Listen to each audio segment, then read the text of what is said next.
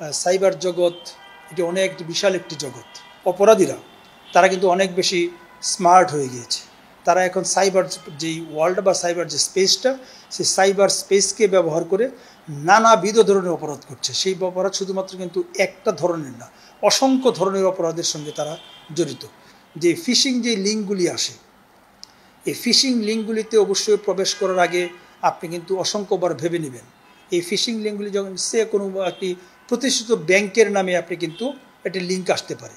সেই লিঙ্কে যখন আপনি দেখবেন যে ইউআরএলটিতে আপনি প্রবেশ করবেন, সেই ইউআরএলটি আসলে প্রকৃতপক্ষে সেই প্রতিষ্ঠানের ইউআরএল কিনা আপনি নিশ্চিত না হয়ে সেই ইউআরএলে ঢুকে বা লিঙ্কে ঢুকে আপনি কিন্তু আপনার যেই তথ্যাদিগুলো রয়েছে একেবারেই ব্যক্তিগত, সেই তথ্যগুলি কোনোভাবে আপনি শেয়ার করবেন না।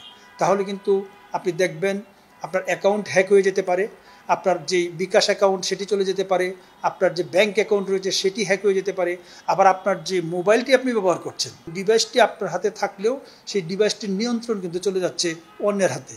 আপনি জেনে হোক না জেনে হোক, যখনই আপনি একটি অ্যাপস এটার মধ্যে ইনস্টল করছেন, যে ফিশিং অ্যাপস, সেই অ্যাপসটি কিন্তু আপনার মোবাইলের নিয়ন্ত্রণ নিয়ে নিচ্ছে। আপনার কন্ট্যাক্ট লিস্ট, আপনার গ্যালারি, যেখানে আপনি ছবি সংরক্ষণ করে রাখেন, সমস্ত নিয়ন্ত্রণ কিন্তু সে নিয়ে নিচ্ছে।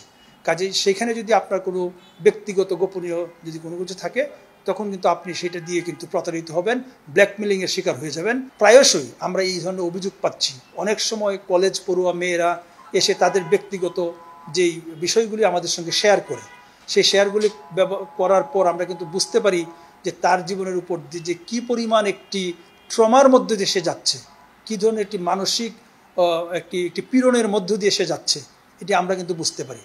আমরা তাদেরকে কিন্তু অপরাধীদেরকে ধরি, কিন্তু সকল ক্ষেত্রে অনেক কিন্তু ব্যক্তিগত বিষয়গুলি অনেকে কিন্তু প্রকাশও করে না, অনেকে পুলিশের কাছে আসতেও চায় না।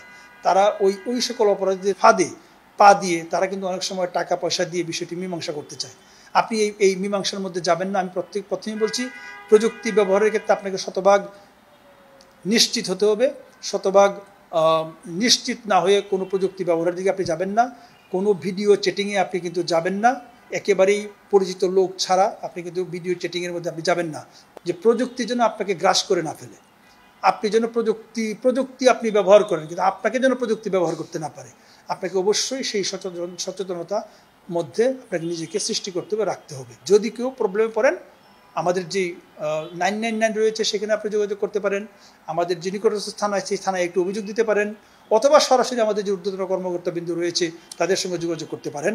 তাহলে আমরা আপনাদেরকে হয়তো কিছু গাইডলাইন দিতে পারবো। আমাদের অফিসাররা যারা এইসব বিষয়ে দক্ষ, আপনাকে কিছু নির্দেশনা দিতে পারবে, এবং যারা অপরাধ করছে তাদেরকে আইনে আওতার জন্য যা যা করা প্রয়োজন আমরা কিন্তু সেই লক্ষ্যে কাজ করে যাচ্ছি। তো আমি ঢাকা মেট্রোপলিটন পুলিশের পক্ষ থেকে, আমাদের সম্মানিত পুলিশ কমিশনার স্যারের পক্ষ থেকে আমি সবাইকে প্রযুক্তি ব্যবহারের ক্ষেত্রে অতীব সংযত, দক্ষ এবং পরিশীলিত হয়ে, নিশ্চিত হয়ে প্রযুক্তি ব্যবহারের ক্ষেত্রে সতর্কতা অবলম্বন করার জন্য সকলের প্রতি আহ্বান জানাচ্ছি।